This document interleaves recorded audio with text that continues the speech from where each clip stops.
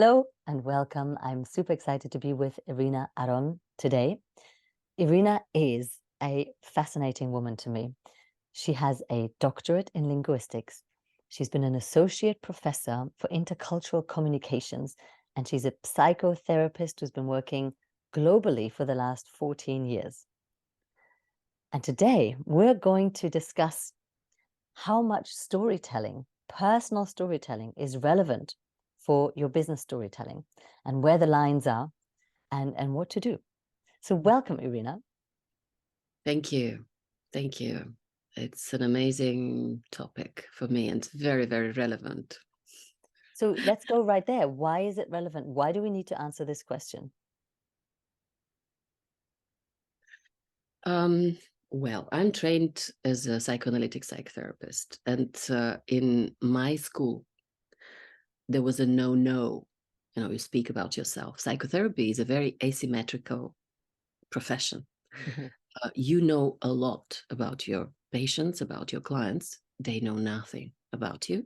And part of the work actually is based on the fantasies that clients, patients have about you.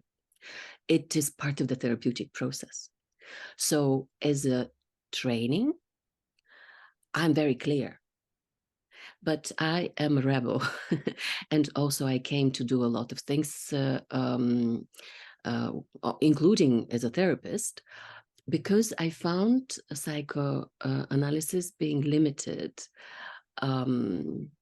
working too much with the head and not enough with the body. And when I involved different modalities in my work, there the question then came actually. It's clearly we are present in the room and how much we are present in the room. And it is not only what I share directly with my patients, with my clients. I believe that our experience, our stories are there anywhere. Even if we don't talk about them, someone who comes into our space feels it with their skin. I believe my experience is communal property. I come, what I live through is making me useful for the people who are coming to me. But yeah, there is a question for me now when I'm not anymore so solely kind of psychoanalytically oriented, but I extended my professional credo into the world of the body. I think that's what messed up a bit the story, because how to be embodied in the room with others, how to embody your life story, and how much to reveal, how much how much you need to keep for yourself and how much has to kind of come out. That's something which I understand it has to be kind of decided on absolutely individually basis. Yet there is something I'm grappling with, and I was hoping to, in our conversation, to be more clear about it, to become more clear. Yeah, I find it so fascinating. You're right. In the psychotherapist context, it's all about not involving yourself. And if you come out into the world and you're marketing yourself and you're sharing your new product, and we talked about that you are in the process of creating a relationship design school. And so that will require you to enroll people into the vision of the school. And even when you're doing the school, the question might be like, how much will I show of myself in there? We're having a different conversation here. We're having a conversation about how much storytelling and how much revealing of myself do I need to do in my marketing? What is my brand? Where's my line? What serves? All this really good stuff. So I got very excited when you mentioned that. Question for you. Why did you choose me to have this conversation with?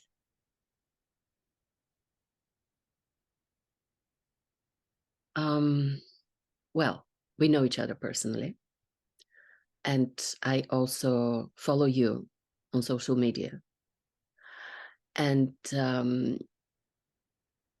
I follow others. So there is something in the way you share your story where there is a lot of dignity, There is also a lot of stuff that kind of provokes empathy and involvement, engagement, and doesn't actually annoys me, because only yesterday, I heard a podcast, actually, a podcast episode of someone who I respect deeply, professionally. I like her also. But she was speaking with someone, and there was so much going on, kind of personal stuff, information, which I just thought, oh, I'm not interested in that. I don't want to know that. Why are you telling me that? So I understand that for them, probably this was important. But yeah, it's again about balance. And I feel that for me, you are striking the balance well. That's why I thought that I would like to speak with you about it. Super. Thank you so much. And so from a sharing perspective, my background is coaching, yours is therapy. So I come from a different school of thought. And in coaching itself already, we work a lot with storytelling. Storytelling is a very powerful tool Mhm. to help people transform. Sometimes the story is about somebody else, but sometimes the story is about me. And so coaching and mentoring nowadays, the lines can be also very blurred. Mhm. But in mentoring specifically, of course, it's about my experience. And if you want to learn to do what I did, I will tell you what I did. So it's very much me-centric. Coaching as an art is really the art of asking other people questions so that they can find their answers. But given that it's not a regulated profession, everybody does what they want. So it's interesting to see. Mhm. I've been in this industry for 20 years plus. So I'm exploring as well, where do I want to take it? What do I see is right? So we are going to explore the answer to your question. And I think there's a right answer, there's a wrong answer, and then there's your answer.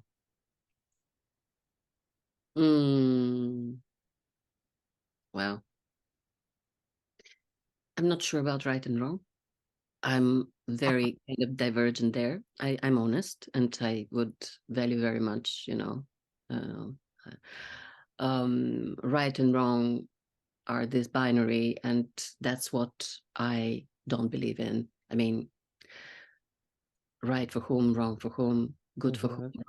But just to say, I also did a coaching program, and it was a very interesting one.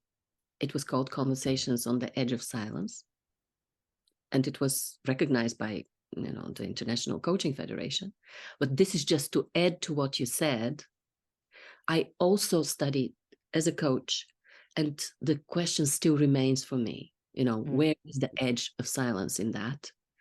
And yeah, sorry, I interrupted you. I am here to listen And to explore. So you're to doing just the right thing. And yeah. so the reason I use a phrase like right, wrong, and yours is to provoke. So Yeah. that worked. So yeah, that worked. Right for whom? Wrong for whom? Exactly. Because if you really, at your core, didn't believe in right and wrong, you probably wouldn't have this question. How much personal storytelling should I put is a question about what's right here. Is Yeah. there a right? Right? Yet when I vocalize it and articulate it in a sharpened manner, we're like, well, but that's not the paradigm I live in. It's interesting, but subconsciously we do. Mm. Yeah, absolutely. And what I noticed, yeah, but I bid debate, but I also did something which I do in stories, which is not good. It was not related with the storyline. You were telling me something, and then I started telling you about my coaching program. It was not related here. It was something I could have said in the beginning, that I also have a coaching background, and it is the edge of silence thing, but it disrupted our conversation. And that's what I also want to learn in stories, to be quite clear that sometimes I do deviations that I don't like. So that was not deviation. Thank you for calling yourself out. And I love that noticing. Welcome to the human race.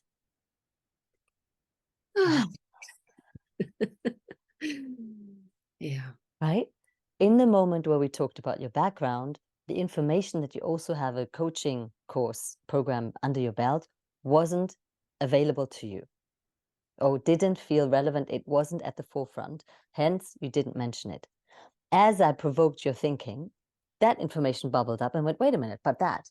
And a bit like, I remember, I mean, I was that kid in school. I couldn't wait till the teacher would call my name. I would just blurt it out because I'm impulsive and I have to say some things right now. Yeah. And so this kind of stuff does happen even as we mature. And it's really great to notice it. Absolutely. And I don't believe in linearity. So for me, it is not linear, but sometimes, and this is again about balance, isn't it? How much you do go concentric. And I know that this is also cultural specific. That's part of my domain.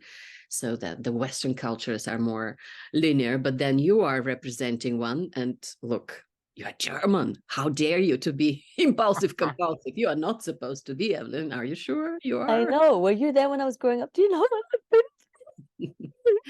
Yeah. Yeah. Hang on, let me lie down. Yeah. Yes. So So there's all that. there is all that, and coming Here's back. here's the interesting piece. So we're talking about storytelling. How much should I reveal about myself, but also what is really good storytelling? Because at the end of the day, the beginning of the day, the middle of the day, any time of the day, if somebody tells a really compelling story really well, it doesn't matter that it wasn't relevant. We're just hooked on it. We want to know, right? Absolutely, yes. Like you can't resist a good story. So what makes a really good story is a certain creativity, and it is a certain linearity. Mm, Because a good story is not a good story if it has too many branches. mm, We mm, can only follow a fair few, and the other ones we can't. And then it'll I'm like, where are you taking me? mm, mm, So therefore, yes, you're not as linear. And for good storytelling, you want to cultivate that part of your faculty that allows you to choose the right story strands mm, relevant for the story that we're talking about. mhm, And as a creative as a creative brain, we recognize that more and more ideas will pop up as we are focusing on one storyline. mhm. That's true. Yeah. Yeah. So, how much of yourself should you reveal? I love that you noticed a podcast, somebody was revealing a lot about themselves, and you had this reaction of like, oh, God, do I have to listen to this? This is annoying. Whereas with other people, they reveal something about themselves and you're really fascinated. So, what do you need to do to be fascinating and compelling and not bore the crap out of other people telling too much about yourself? Hmm. Yeah. Yeah, it's a good question, but because I kind of specialized in communication, so it is communication. It's communication of your ideas and of your image, and in the communication you have in the communicative act, you have the communicators, and you have a context, and there is a channel, and there are noises in the channel, especially in communication that happens in between people who come from different backgrounds. So I'm just thinking about the context, and is it possible that you have an audience and your story will be compelling for some and not compelling for others? So maybe the story that I kind of felt was not interesting, maybe it was very interesting to somebody else. But you are right. Where do we stop, actually? Where do we put? Because I have a tendency to make things complex. So I'm someone with a very complex background ethnically. That's how I came also to study professionally what I do. And for me, complexity is a value, but I know that I need to stop somewhere, and that's sometimes difficult. So the complexity, you said something which is so important. You have to choose one or two or three things max, because otherwise people are overwhelmed and they are kind of drowning then in the information. So that might be one of the things I have to to kind of really think. Also, this is not a muscle I developed. I worked for the last 15 years mainly listening to people. Thank you. This is such an important part. I work a lot with leaders who are stepping out from this service-oriented way of being into a leadership, thought leadership way of being. Mm, When we step into visibility, we take on the role as leader, the one who talks, the one who sets the tone, the one mm, who gives the story, the one who sets the agenda. mm, mm, mm, So that more people come into the space where I can be the listener and the facilitator of transformation. But you see, exactly, those are two different skill sets. You have perfected, mastered, whatever your word of choice is, the skill of listening, opening, and creating and holding space. This is a new skill set. This is the skill set of creating and taking space and holding it on a platform level mm, for other people to come in and magnetize them into that space. mm. Thank you. And I'll do something now, which probably a bit is, again, this is not a tangent. So my therapy training was mid-career change. I was 45. So I did before that 25 almost years of teaching. Mhm. So I was someone who was talking, but that kind of talking head was a different one. I was doing a lot also of mentoring with students, kind of on one-to-one basis, because I was educational advisor, international educational advisor. But what you said is so important, because it was what I was bringing was more like knowledge about. When I was teaching about subjects. And when we are talking as therapists, as coaches, or as experts in this kind of serving, well, it's interesting how to define it, but we are talking about knowledge through experience. So it's a different storytelling. It's not Correct. I was there in front of people talking, but that's a different skill Yes. now, which is about my experience, my learning through experience, and how this learning through experience can be of value of someone who is there standing before they doing their own mistakes. Yes. So you have information sharing, which is what classical teaching is. Mm, And as a thought leader, you are a facilitator of transformation. So we're using stories, we're using our speaking to facilitate an experience in another person's body, to, yeah. which you will have studied through the subject of communication. Mm, I like to say that really impactful communication is getting what's in here and what comes out of my mouth to not only land in your head, but to really land in your heart. That to me is impactful communication. in your heart and lower, Oh I would. yeah, lower, that's right. We can go all the way in your heart, in your full body, in your pussy, in your womb, in everywhere. Yes. You want a full body activation, ideally. That's really impactful. So our speaking, we're influencers in that way. Yeah. Not in a social media kind of way. I've got lots of people following me. Maybe we do, but in a being way. We're transmitting energy Yeah. through our speaking, through our being. Okay. So back to the story. Mm, The word context is hugely important, and format. So I want mm, to speak to those two things for a few minutes. I'll start with format. mhm, In storytelling, you have short form and long form and any form in between. When I have a long form, such as a novel, which is a story, let's take Harry Potter as an example because most people know it.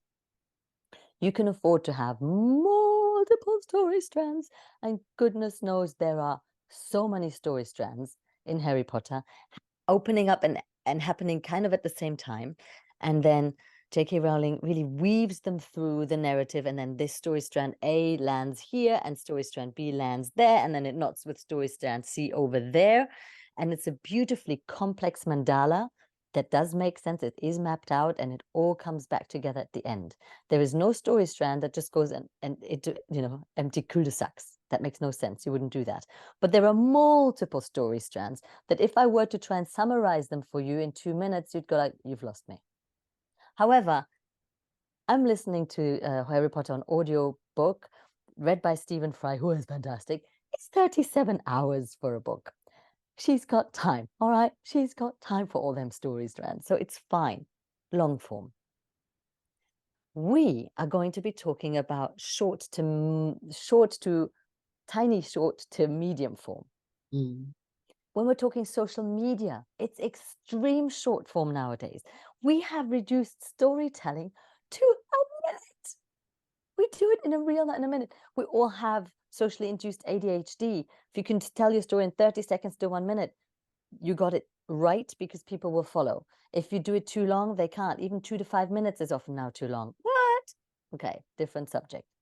So if I have 2 minutes, 5 minutes, 1 minute to tell my story, I really need only 1, 2, maximum 3 strands. I don't know how you do 3 even. Less points, the better. Mm. The less points, the better. And that's the difference. So we need to understand the format of our Mm. story. Yeah. In conversation, we often don't think about this consciously. We just talk and oh yeah. And then you know what happened is also, oh my God, I forgot to mention, the other day, right? I met this guy and then he said this thing, because, remember I told you about Peter like 10 years ago, and he wasn't in agreement with that other thing that I said, but this guy, he's like, the cheese that we had. Yeah, so it's all coming together. So there's the cheese, there's Peter, there's the other guy, and then my friend. Oh my gosh, right? In conversation, we might do that. It's a bit annoying when people have too many strands open, but it flows, it goes back and forth, it's okay. In deliberate storytelling, where I am setting the tone, I'm leading with a story, I have 1 to 2 minutes, I don't have that luxury of going, oh yeah, and by the way. Yeah. Yeah. Yeah. Yeah. It's more disciplined. That's it. It's more disciplined, it's more intentional, it's conscious. Yeah. It's not as free-flowing. Those storytellers who do free flow storytelling have all been trained in the structure of story. Mm-hmm. I'll say that again. Mm-hmm. If you're a great free flow storyteller, you have been trained and understand the structure of story. That's why you can free flow, make it up in a moment, because you automatically will hit those markers, close off loops, and only open as many as is actually useful. That's the training. Every improviser goes through a whole lot of training on that. So it's not just random. If our brain isn't trained that way, we cannot expect ourselves to just know. Mm. No, I was just thinking maybe there are some kind of gems, people who are born that way and can Yes. structure without the training. But I agree, training would be very, very useful.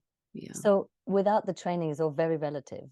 I won't be surprised if my son will be naturally really good at this, Mm. because he spends most of his time listening to stories. He's literally listening to stories nonstop. And I allow him to listen to German stories on Spotify, because he's practicing his language skills. And I'm a big fan of stories. So listen away, my son. If he comes out and knows how to create stories that are light-hearted and entertaining out of nowhere, that is not out of nowhere. He's had training. He's had a structure given to him through every story. You are so right. And we know about some ancient storytellers who, they are in history, but maybe he was a son of another storyteller about who we don't know. So you are right that there is a training of some sort. Yeah. Yeah. Yeah, there's a training of some sort. So let's establish that. The second piece was context. Yeah. And this, I think, is going to speak to the heart of the matter. Mm. It's all about context. Yeah. What's the frame? What is the bigger picture in which what I'm saying is placed? That's why I'm asking, why are we having this conversation? We're having this conversation so that you can move forward, creating the relationship design school and allowing yourself into the visibility that you know is calling you forth. Yeah. I love when you exhale. It gives me a good clue of what's happening. Yes. Yeah. So the context sets the tone, and the context holds the content. Yeah. Content without context, who cares? You don't. And that's possibly one of the distinctions of when storytelling and revealing things about yourself is interesting or is not. If the context is, I'm going to show you today how to cook the best pasta bolognese.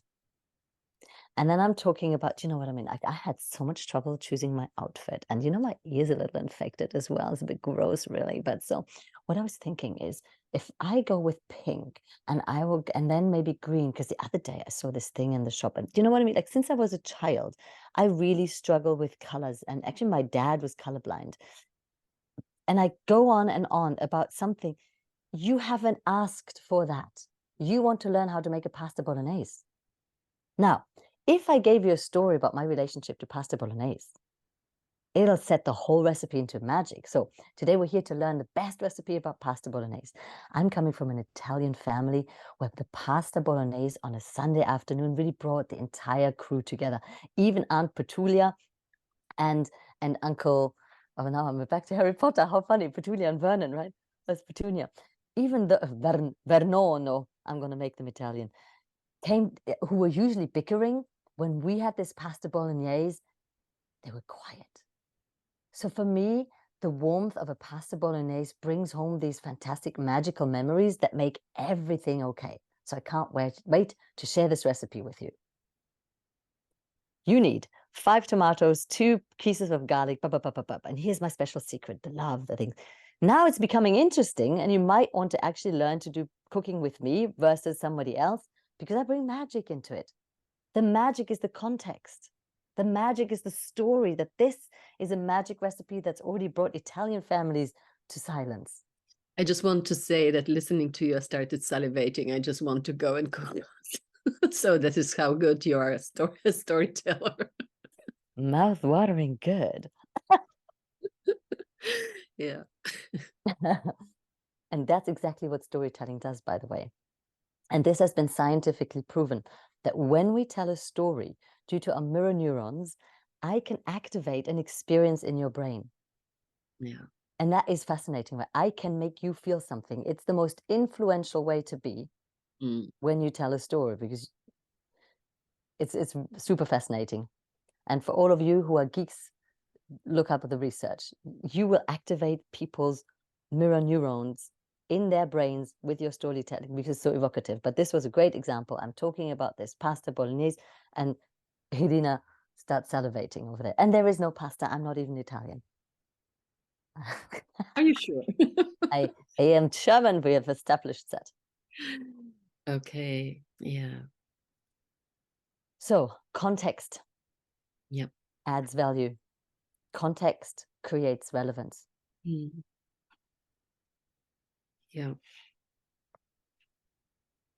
Let me ask you the question then. How is that relevant for your question of how much should you reveal about yourself? And stories specifically also related to the relationship design school that you're creating. Well, you spoke about 2 things, the format and the context. And I will start with the first because the second is more complex. With the format, of course, depending if I'm recording a video for my website or I'm recording something for Instagram, it depends on the format I want to bring there. Again, I'm not very good with 1 minute, but I have done some good 1 minute too. So the format would depend on, again, on my the media and where I'm putting it, the story, how much time I'm given to tell the story. Again, if it is a dinner table conversation, again, not more than 2 minutes. With the context, this is is what made me, again, not like the salivation during the pasta, but really made me tensed. It's because I was kind of feeling what's coming. Because if we're talking about the relationship design school, and the mission is relational intelligence, and it is, in a way, you speak about emotional leadership when you are telling the stories, how you lead a person. In my case, very, very often it is also about emotional leadership, because people come with difficulties with self-regulation. So how do we help them to sustain better yeah, to be more mindful about how they feel, and to be better self-regulated. So if relational intelligence is the mission, so I need to walk the talk. I need to show somehow that I'm walking the talk. And this is very tricky because, again, I'm someone who really wants to change the mononormative discourse, relationship. Hashtag rebel. Well, it is interesting. I'm not so much for probably revolution, but for evolution, but really like unfolding. And yeah, that's who I am. I mean, I like the idea of I'm rebellious on some. I'm Gemini. One of us is very rebellious. One of us is really a rebel and very much into the climactic kind of way. But the other is balancing. So yes, I have to show that I'm walking the talk, apart from the fact that I'm transmitting it, I guess, I hope. That's what comes as feedback sometimes. So I'm one fulfilled woman, and people who come to me are coming, and relational intelligence is about, your capacity, your ability to create and sustain fulfilling relationships. So something has to be said. How much? Again, a context. Is it my website where I'm speaking? Is it a workshop where I'm speaking? These are two different contexts. So I would need to decide how much goes into the kind of global visibility, how much goes into a more kind of local one. But there should be something there which is not hinting, just really putting it clear about me, promoting conscious relating. Yeah. Promoting, in a way, open relating, and not kind of putting it as a life standard that is better or worse. And it's not only life standard, it's orientation for people. What do they choose as relating? So yeah, the context, again, it depends. It depends where I'm putting my story. Yet there is a sense, and I feel it with my body, I'm trained to be connected with my body. And this is something that didn't come with psychoanalytic training. No. No. So I'm trained there. I listen. I learned to listen very carefully and go beyond the symptoms, go beyond the story. So I'm very grateful to my amazing teachers in my psychoanalytic school. But this came with work which I did with my body, for my body. And I feel now that I'm getting more, even this conversation is getting more kind of embodiment and more confidence that I will know the context when I'm talking my story. And more, in a way, it's coming out because, again, I was having all that experience, and I'm sure I was transmitting it somehow. And I would be asking myself every time how much goes into the explicit, beyond, on the edge of silence and up. But yes, there is the bit that is probably one side being a mentor. I don't know. I'm a facilitator. That's what I believe. I'm facilitating people's experiences and them finding their own. But how much being facilitator asks from me to show as only kind of holding, but sometimes intervening more explicitly. Got it. Yeah, thank you. So there are two pieces I want to speak to. Number one, there is context and there's credibility. So setting a context we established is important because the content that goes into that makes sense in context. And then some of your storytelling and talking about yourself, you talked about, I have to walk the talk. Oh my goodness, I will have to share who I am, and something needs to be said because they need to understand what they're getting themselves into, so to speak, and what's available here. And that is a piece of credibility. Mm. So there is a part of self storytelling, Disclosure. yes, thank you very much. Thanks, self-disclosure. That's necessary to show people this is who I am. This is where I've come from. This is why I'm so good at what I do. Mm. I love everything to do with storytelling because I've always been hooked on stories from a very young age. I've listened to, uh, actually listened to fairy tales when my parents got separated. I put them on repeat very loud, good Mm. fairy tales, and that's how they got etched in me. And so stories have always helped me make sense of reality. Everything was put in the context of stories. I've read the Bible quite early on. I wanted to understand life through stories. I wanted to be an actress because stories condense the meaning of life, or so I thought. So I thought if I read all the stories or the dramas, I will understand life so much quicker. I live through stories. I have done so for most of my life. And as an actress and as a performer, I've always had to weave out stories. As a stand-up comedian, I created stories in a different way. Then as a coach, I used storytelling to help my clients transform. And here we are, all these years later, we have the honor of diving really deep into the nature of storytelling for business on this really beautifully elaborate high level to help people be free in transmitting energy. So I talk about energetic leadership. Mm. And so there's emotional leadership, there's energetic leadership, and it all requires the understanding that we live our own stories. We live our own movies. Everything is story. Everything comes back to story. So we need to understand. Actually, let me just check in. I've now given you a whole credibility piece about me and my why I'm good at the storytelling thing. Mm. That add to your understanding of why this conversation might make sense to have with me, or did that take it away? Oh, no, no, it's add on, of course. It adds on, and well, again, I said, of course. And in some context, it might be, no, I don't want to need that story, but it is so related with what we're talking. That's part of it's woven, yeah, it is what we're talking about. Yeah. But it made me think about my story, Great.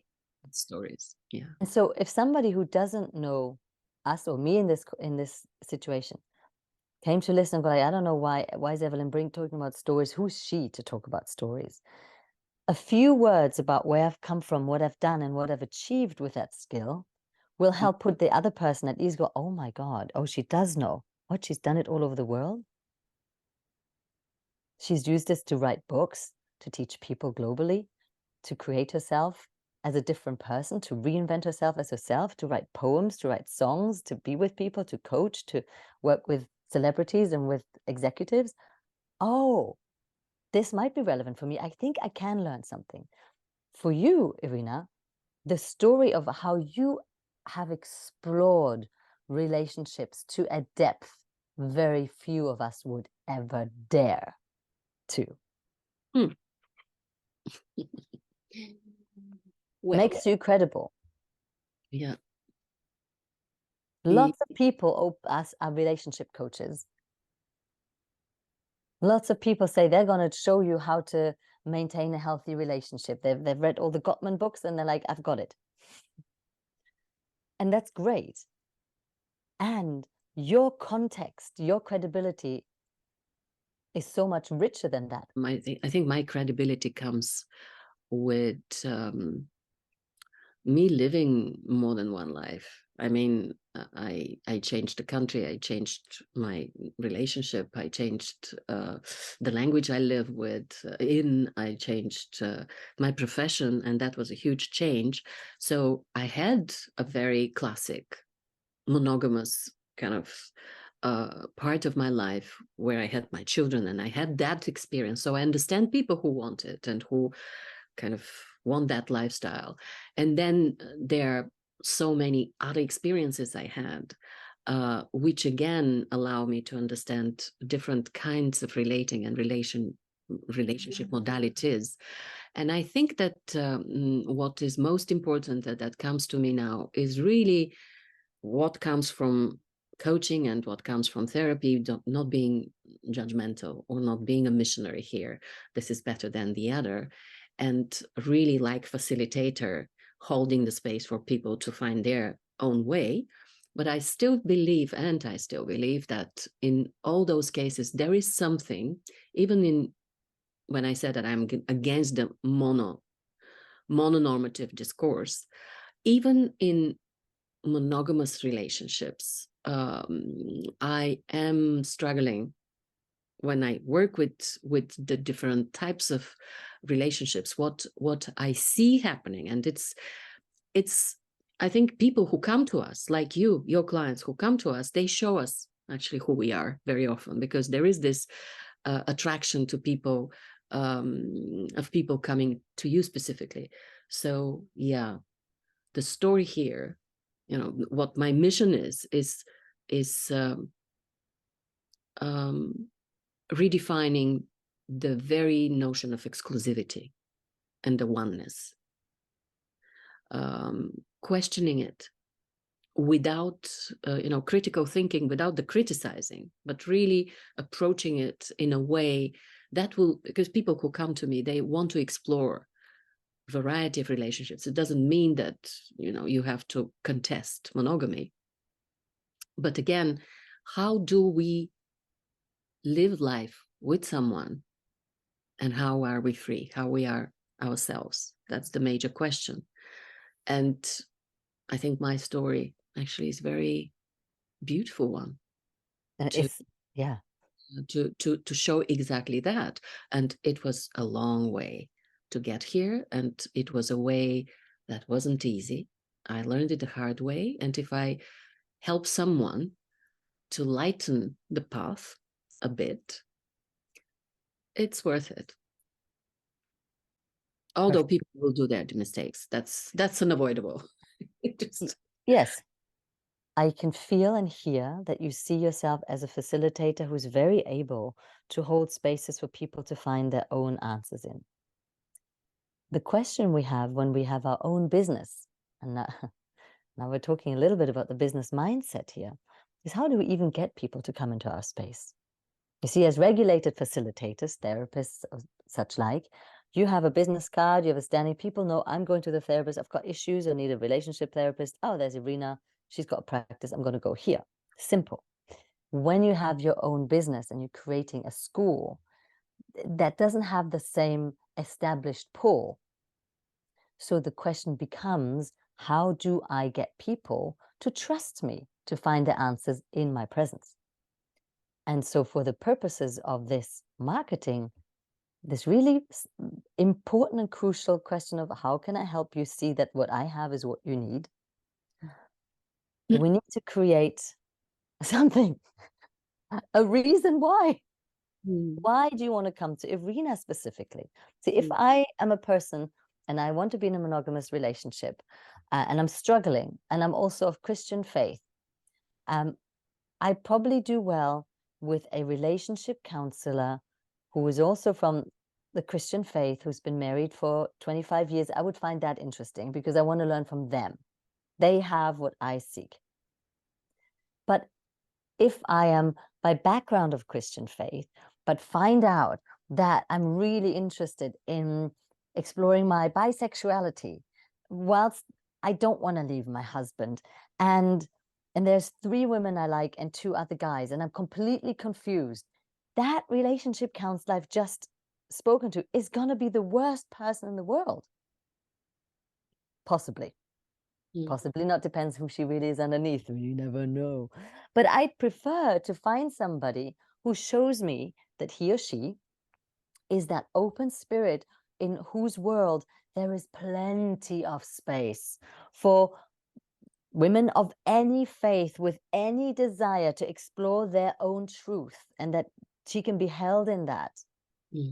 Then I need more someone like you, but you need to show me that you are that person. And how do you show me that you are that person? It's not just that you're nice and you studied linguistics and done therapy and changed the country and had your own experience. It's who you are speaking yourself in the room to be, with your own story, with your own path.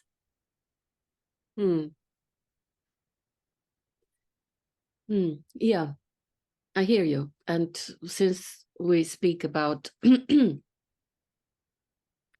It is about diversity, though, because when we speak about the relationship design school, which I want to uh, I want to launch, and it's in a week. Exactly. It happens that it is Thanksgiving Day, and I didn't know when I set the date, and it feels like it's so meaningful because I'm so grateful. I'm so thankful for all the relationships that shaped who I am. So yeah, it's not only the modality of openness.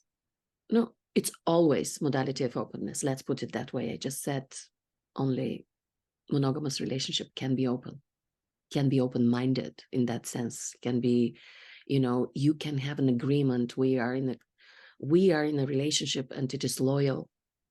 Yeah? And it can still have a clause that we are free people. Things can happen. So that understanding in the contract between two people who meet and want to be together, it's not necessary that kind of this openness is consumed, but the very understanding that we're not taking each other for granted. Not you are mine, I'm yours, in the sense, well, yeah, when I'm with you, I'm yours. So just that kind of thing. But I'm going too much into detail. What I wanted to say is that in the relationship design school, I think about much more than just that kind of modality, but diversity, because yes, I lived these different lives. I was shuttling between countries, languages, set of relatives and cousins, and that made me somebody who is very flexible, adaptable, and I can shift very, and also being bilingual, you know this too. We have these different linguistic systems that are always ready. That switching, it's always there. And it changes the brain. It's now neuroimaging shows that bilingual mind, bilingual brain. Okay. So, but that's also with people. Am I going too much in that story? Am I too kind of You're taking me on a slightly different ride that I thought we were on. Let me just ask you, where are we going? What is it that you'd like to say right now? What I'm wanted to say is to correct something that the relationship design school or me are mostly about, kind of almost monogamy, polyamory, and how do we define design. So it is conscious relating, not only in the sense of how do we choose the way we relate, but also about how we enter with who we are, like Beautiful. Yeah. intercultural backgrounds. Got it. So you wanted to adjust what the relationship design school actually does. All the things that you said within that would make beautiful content pieces, by the way. So you might want to go back to that recording, go like, what were the points I was making? And then we can create individual content stories from that. They were great. We are talking about the context, about what do I need to share about myself to have people even come to my school? So you have two different aspects. One is, what is my personal story, why I'm creating this school, and why do you want to come to it? And then you have number two, what is this school and what is it about?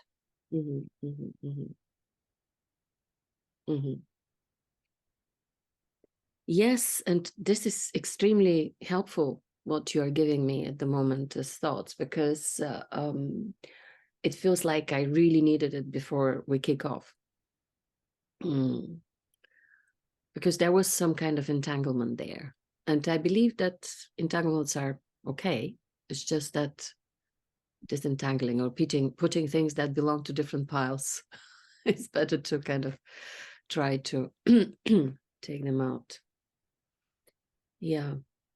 I would prefer in this conversation to stay more into how my personal story is explaining, justifying, the credibility that comes with me. Why me? Why me? Because I know about it, and I know about it with my skin. I'm someone who comes from an intercultural background, who speaks languages, and who knows about what happens to identity. So the piece that will enroll me is the part that we haven't spoken about yet.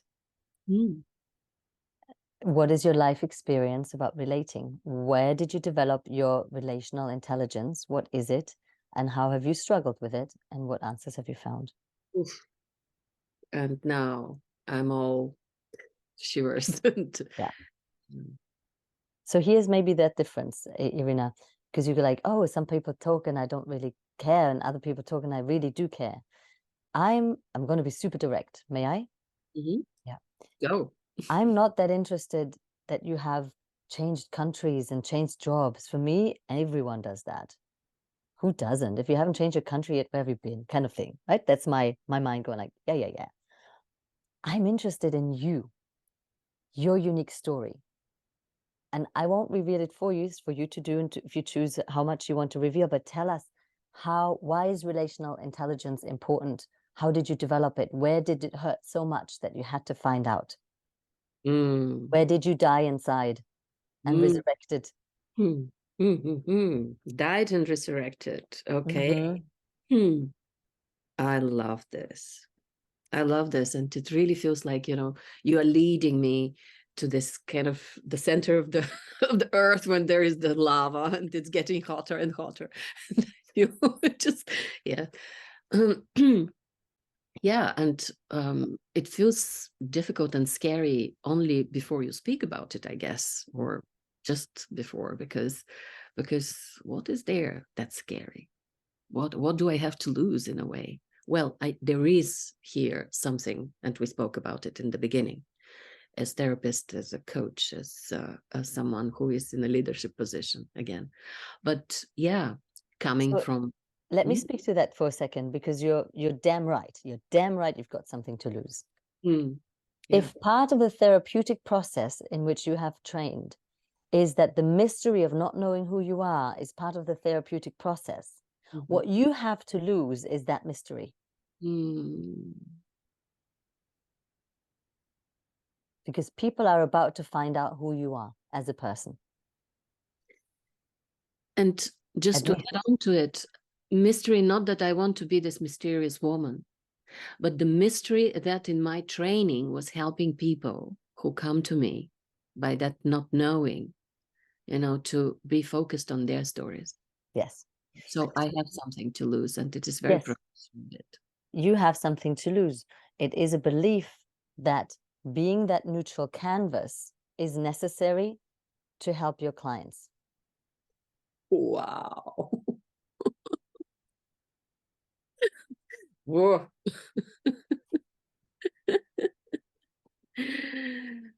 Well, so the one thing I have to say is that I will lose some clients, and I'm okay about it. So I will lose those clients for whom this is crucial, for their treatment, for their healing, and I must be okay with that. Are you okay with losing the belief that being a blank canvas, an unknown entity, is necessary for the therapeutic process? Wow, this now, losing the belief. I answered your question.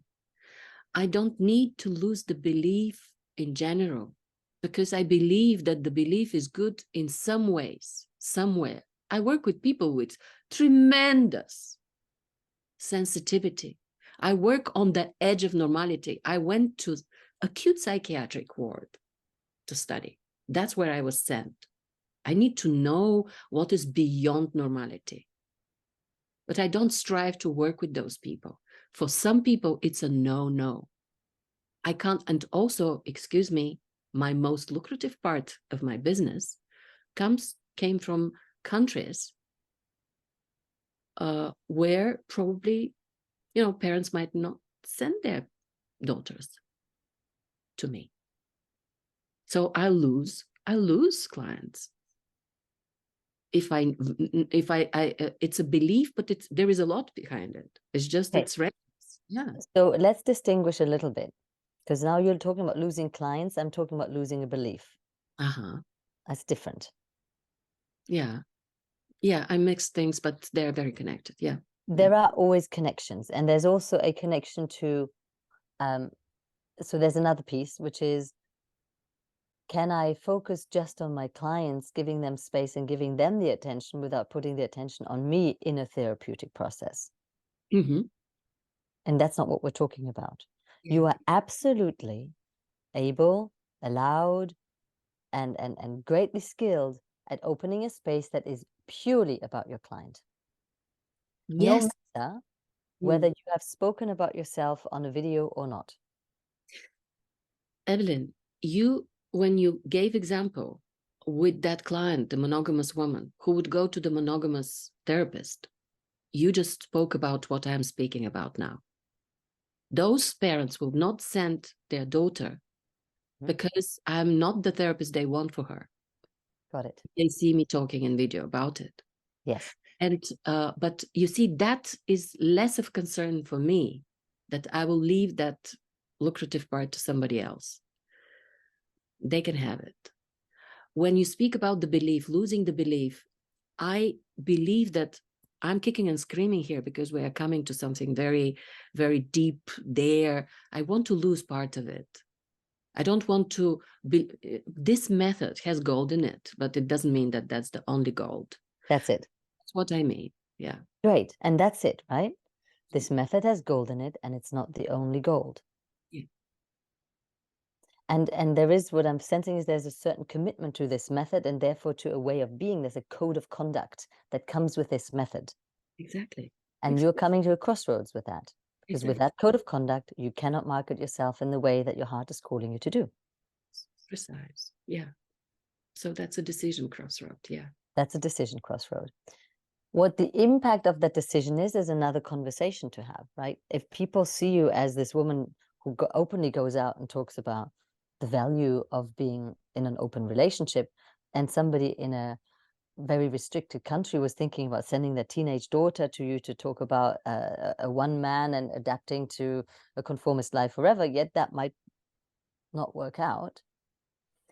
A question here could also be whether the information that you share would be contextual. So there can be a different brand. You know, the relationship design school is possibly not the content that that person will see.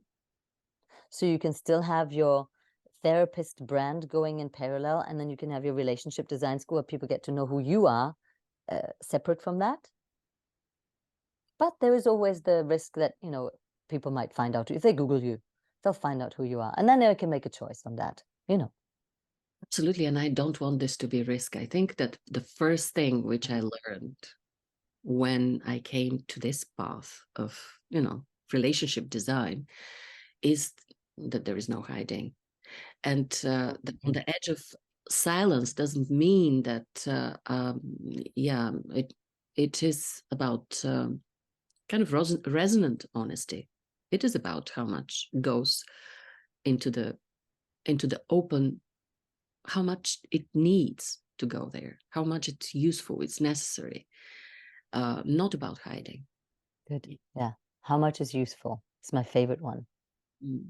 How much is useful in what context? Yeah, thank you. It really feels like a peak Mm-hmm. at the moment. Yeah, I get that. Hmm. That was Yeah. really very useful. So You asked me a lot of questions that will stay with me.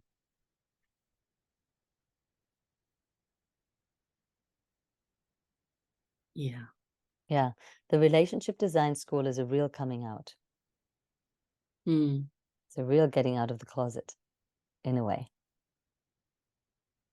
In more than one way. In more than one way, yes. In more than one way, and I'm very eager to it. But you know, there is this saying that the right direction is the direction where your fear grows. So I feel the fear growing, but it's not exactly, yeah, it's excitement. It is an excitement, and thank you for being here with me. And I'm sure this is only one of our conversations. Beautiful. I would love to close this by asking you to summarize a few nuggets that you're taking away. What are some golden nuggets that you are putting in your party bag, as I like to call it? I'll start from the end. Mm-hmm.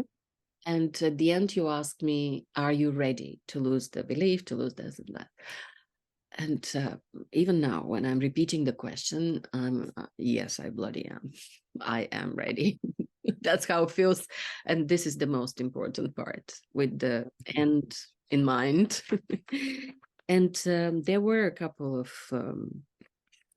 very important things which were around around the context and around the distinguishing this kind of bits which are, I think they were in one pile, a bit of the credibility. There were a lot of things that we spoke about, self-disclosure and how it was related to the credibility, and what is the added value of my personal story. Yeah, I felt that it was that you were very good, and my takeaway is that you were following the sensation and you were going back to it, and of course your honesty also in owning your part, and that's I can't miss also when you feel bleeps on the way, as we all feel them, but it's so good when they're out and shining.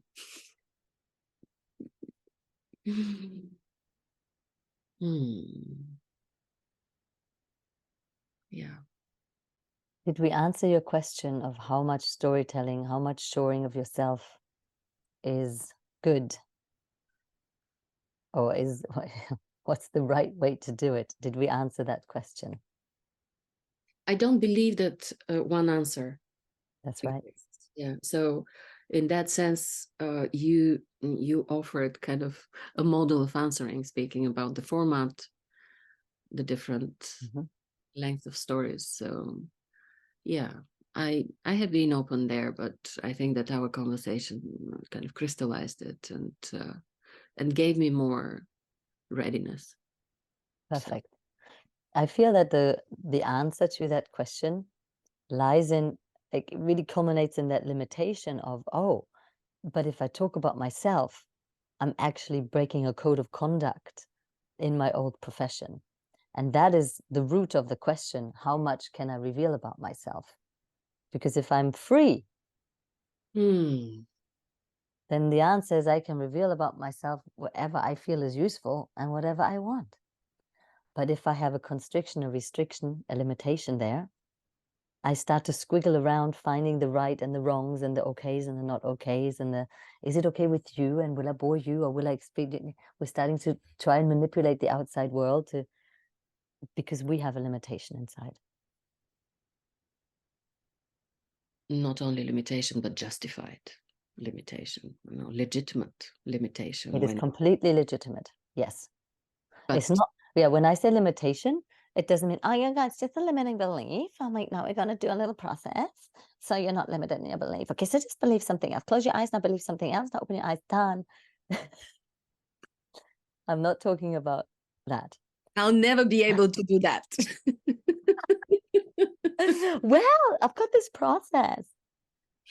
So, sorry, I just love to make fun of my own profession at the same time. And it is actually, it does sometimes really work.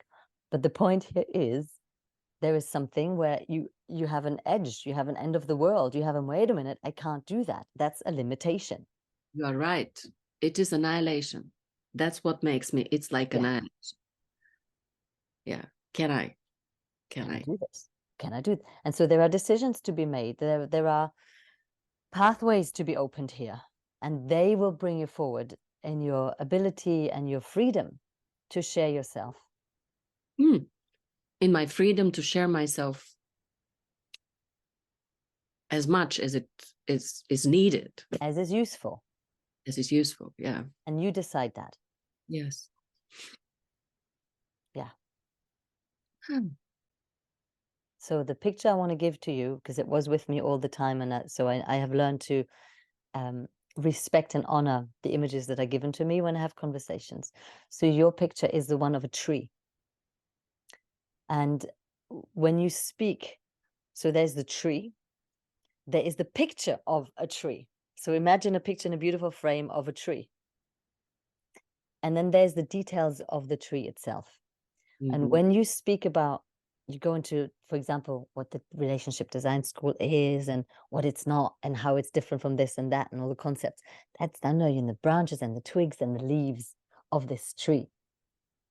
That is really a picture of a tree on a beautiful canvas, which is all about this context that it's sitting in. So this tree, the relationship design school, with all this detail in the content and how you're going to explain the freedom of being you, whether you're in monogamy or in openness, sits on the context of a beautiful tree that has roots. It's rooted in something. It has freedom and growth somewhere.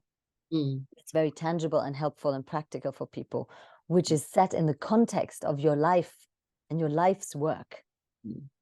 Yeah. Using the color of your experience, which is set on a canvas, which is a deeper meaning maybe of who you are and your calling, something like that. Yeah. Thank you. So this picture can help you zoom in and zoom out of where you are right now. Yeah. Yeah, that's a beautiful and helpful image. Yeah. Perfect. So with that, I will say thank you so much for your openness, for your vulnerability, for your willingness to dive deep with me, and for sharing yourself with me and everyone who's watching. All the best. Thank you, Evelyne.